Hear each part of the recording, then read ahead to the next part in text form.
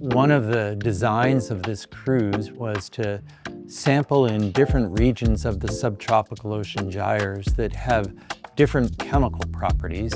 And so we targeted a region where we thought phosphorus was probably limiting phytoplankton growth.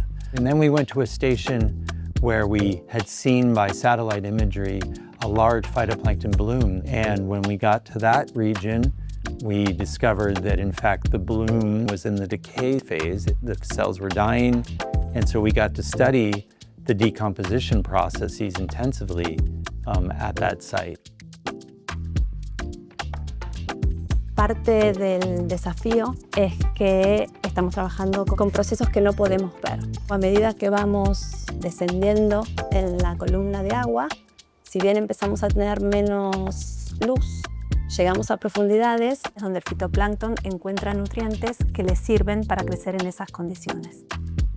So this bloom that we just passed, you don't see it from the surface of the ship. The water is still bright blue. But we were able to take these rain gauges, they're called sediment traps, and deploy them in the surface ocean. And they're essentially collecting the rain of particles into these tubes that we can bring on board and interrogate in all the ways possible. Looking at their elemental composition, their sinking rate, their gene sequences, and feed it to our automated microscopes and image those organisms. Now, who grows in the surface actually matters because they're not just little circles. They're composed of elements and various genes and macromolecules. They're different sizes.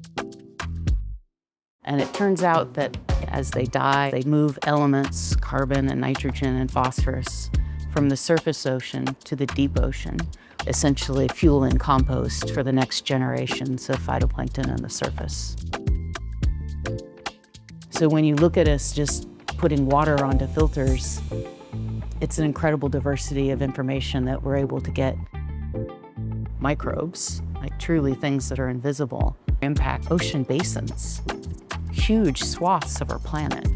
So the scaling from microns to ecosystems is a big part of this project, and I think that's why you see such a diverse group of scientists out here. It's incredible to see how dynamic these processes are and how dynamic the research team and crew have to be in order to truly observe it and understand it.